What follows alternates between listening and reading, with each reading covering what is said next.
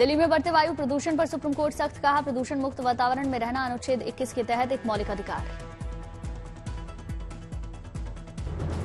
Supreme court ने दीपावली में पटाखों पर बैन को बताया आई वॉश, कहा साल भर शादी और चुनाव समारोह में आतिशबाजी बैन क्यों नहीं।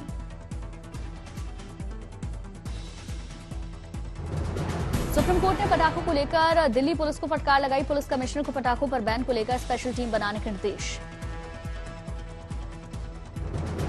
सुप्रीम कोर्ट ने एनसीआर के सभी राज्यों को आदेश दिए, कहा अगली सुनवाई में बताएं प्रदूषण को कम करने के लिए उठाएं क्या कदम। नोएडा डीएनडी पर लगे एंटी स्मोक टावर हटाया गया, दावा था कि एंटी स्मोक टावर से 1 किलोमीटर के दायरे की हवा साफ होगी।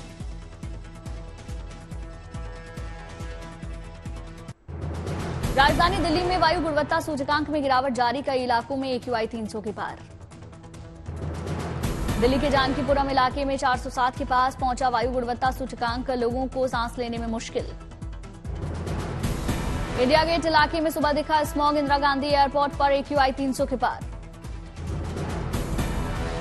दिल्ली के कालिंदी कुंज इलाके में हवा का स्तर खराब, लोगों का घरों से निकलना हुआ मुश्किल। दिल्ली के कालिंदी कुंज में यमुना में जल प्रदूषण बरकरार, सफेद झाग से भरा पानी।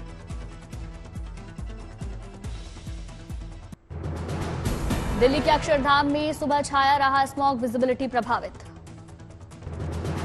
रोहिणी में 386 पर दर्ज AQI, साथ ही पंजाबी बाग में AQI 382।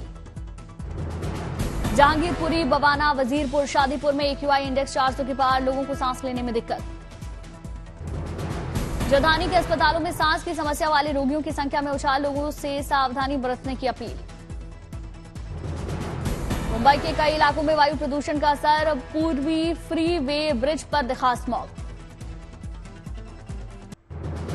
सुप्रीम कोर्ट के 51वें CJI के रूप में जस्टिस संजीव खन्ना, निशा पतली, न्यायमूर्ति चंद्रचूड़ 10 नवंबर को रिटायर हुए। राष्ट्रपति द्रौपदी मुर्मू ने समारोह में शपथ दिलाई, राष्ट्रपति भवन में हुआ शपथ ग्रहण समारोह।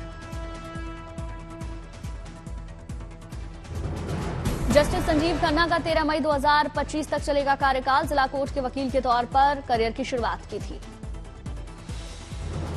न्यायाधीश चंद्रचूड़ ने भेजी थी केंद्र को जस्टिस खन्ना की सिफारिश, 24 अक्टूबर को जारी हुई नियुक्ति की अधिसूचना।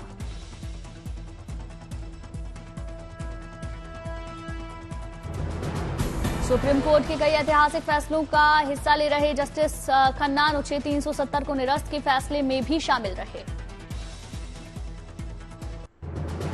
लक्ष्मी नारायण देव द्विशताब्दी उत्सव में वर्चुअली शामिल हुए प्रधानमंत्री मोदी, समारोह को लेकर शुभकामनाएं दी। प्रधानमंत्री नरेंद्र मोदी ने विपक्ष पर साधा निशाना, कहा कुछ लोग लालच देकर बांटने में लगे, हमें साजिश को करना है नाकाम। भारत के उज्जवल भविष्य के महत्वाकांक्षी उद्देश्यों को भूल करके लोग समाज को जाति में, धर्म में, भाषा में, ऊंच और नीच में, स्त्री और पुरुष में, गांव और शहर में न जाने किस प्रकार से टुकड़े टुकड़े टुकड़े में बांटने की साजिश चल। वरताल में लक्ष्मी नारायण देव द्विशताब्दी उत्सव में पहुंचे योग गुरु बाबा रामदेव, संतों ने स्वागत किया। बटेंगे तो कटेंगे के नारे पर बाबा रामदेव ने प्रतिक्रिया दी, कहा हिंदू संगठित रहे जिससे कि उन पर कोई हमला ना कर सके।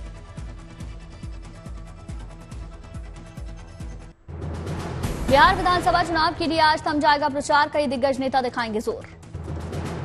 बिहार में 4 सीटों के लिए हो रहे उपचुनाव, रामगढ़, तरारी, बेलागंज और इमामगंज में 13 नवंबर को मतदान। बिहार उपचुनाव में एनडीए और महागठबंधन के बीच मुख्य टक्कर, जनसुराज पार्टी ने भी उतारे 4 सीटों पर उम्मीदवार। राजस्थान की 7 विधानसभा सीटों पर 13 नवंबर को उपचुनाव, 23 नवंबर को रिजल्ट। राजस्थान के डिप्टी सीएम प्रेमचंद बैरवा का दावा, कहा 7 सीट पर जीत हासिल करेगी बीजेपी।